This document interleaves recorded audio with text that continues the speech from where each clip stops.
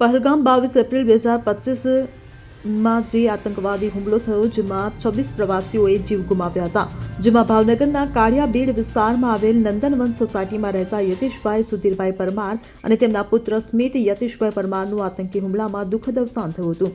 ત્યારે ગઈકાલે સેનાએ લીડવાસ વિસ્તારમાં ગાઢ જંગલોમાં છુપાયેલા 3 આતંકવાદીઓને માર્યા હતા। ત્યારે માર્યા ગયેલા આતંકવાદીઓ પાસેથી મોટી માત્રામાં હેન્ડ ગ્રેનેડ મળી આવ્યા છે। એવું માનવામાં આવે છે કે આ માર્યા ગયેલા આતંકવાદીઓનો પહેલગામ આતંકવાદી હુમલા સાથે સંબંધ હોઈ શકે છે। ત્યારે આ મામલે પહેલગામ હુમલામાં અવસાન પામેલ ભાવનગરના યતીશભાઈના પત્ની કિરણબેન યતીશભાઈ પરમારે જણાવ્યું હતું કે મોદી સરકારની આ કાર્યવાહી આતંકવાદીઓનો ખાત્મો બોલાવી પાકિસ્તાનની ધરતી પરથી આતંકવાદીઓનું નામો નિશાન મિટાવી દે, તેમજ પુત્ર અભી પરમારે જણાવ્યું હતું કે આ ઓપરેશન કરી આતંકવાદીઓનો સફાયો કરતા મારા પિતા અને ભાઈને શ્રદ્ધાંજલિ મળી છે। આમ આતંકવાદીઓના ખાત્માથી પરિવારે ખુશીની લાગણી વ્યક્ત કરી હતી। મારું નામ પરમાર અભિષેક છે। સર, ઓપરેશન સિંદૂરમાં 3 આતંકવાદીઓને સરકારે ઠાર કર્યા, શું કહેશો?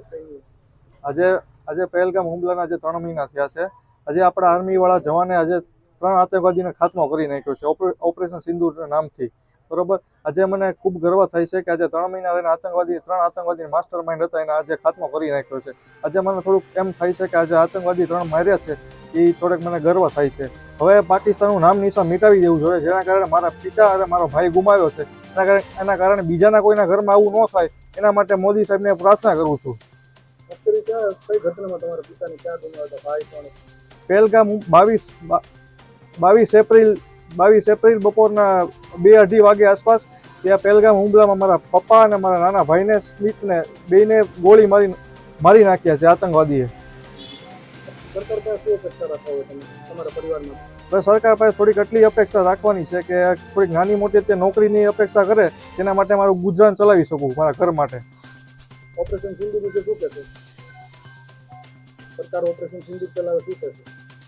ઓપરેશન સિંધુ વિશે હું એટલું કહી શકું છું કે મારા ભારતીય જવાનો આખી રાત મહેનત કરીને એને જે 3 મહિનાની સફળતા મળી છે, રાત દિવસ જાગીને એને સફળતા મળી છે। આજે 3 મહિના રહીને આતંકવાદીને મારી નાખ્યા છે। તમારું નામ પરિચય? મારું નામ છે કિરણબેન યતીશ પરમાર।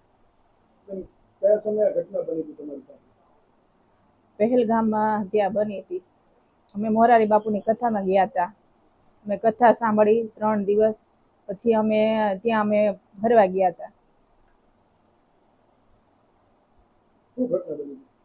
અમે ત્યાં ગયા હતા ખચ્ચર ઉપર, અને હજી અમે તો ત્યાં 5 જ મિનિટ થઈ, 10 જ મિનિટ જેવું થયું, હજી અમે છોકરાને ઘરવાળા સામું જોઈએ છીએ, 10 મિનિટ થઈ ત્યાં ફાયરિંગ થવા મળી, અને મારા પતિને અને મારા દીકરાને ગોળીથી વીંધી નાખ્યા છે મારી માટે, અને બહુ દુઃખ પડ્યું છે કે મારે સહન કરી શકું એમ નથી હું, કે મારો નાનો બહડો જેને માર્યો છે એને આતંકવાદીને ખાત્મો એટલો કરી નાખો કે આતંકવાદ આવનારી પેઢી આતંકવાદી શું છે એ ભૂલી જાય, ને પાકિસ્તાનનું નામ ને નિશાન મિટાઈ દો।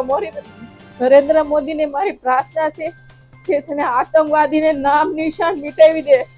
જે મારો પહોળો છે એને હું ભૂલી નથી શકી। મોદી સાહેબને મારી પ્રાર્થના છે કે આજે હું ગાંડા જેવી થઈ ગયું છું, મારા પહોળાએ હું બગાડ્યું હતું, એવા નિર્દોષ કેટલાને મારા ભારત દેશવાસીઓને મારી નાખ્યા છે, અને મારા મિલિટરી વાળા ભાઈઓને હું ખૂબ એનો ધન્યવાદ હું માનું છું કે જેને મને આ બેનુને જે સિંદૂર મીટાવ્યું છે, એનું બેનુના સિંદૂર મીટાવ્યા છે, એનો એને બદલો ભાઈઓને એને એટલું દુઃખ લાગ્યું કે બેનુને, એટલે એને ભાઈઓએ એનું સિંદૂર મીટાવ્યું, એટલે એને એટલી બધાને ખોજ-ખોળ કરીને આતંકવાદીનો નાશ કર્યો। મને શાંતિ છે, પણ આતંકવાદીને મારે મોદી સાહેબને કહેવાનું છે કે હા ખાત્મો જ કરી નાખે, આતંકવાદીનો નામ નિશાન મિટાવી દે। અને મને ખબર નથી કે અહીંયા કાશ્મીરમાં કેટલા આતંકવાદી છે, એ મને એવું લાગે છે કે અહીંયાના ભણેલા માણસો લાગે છે।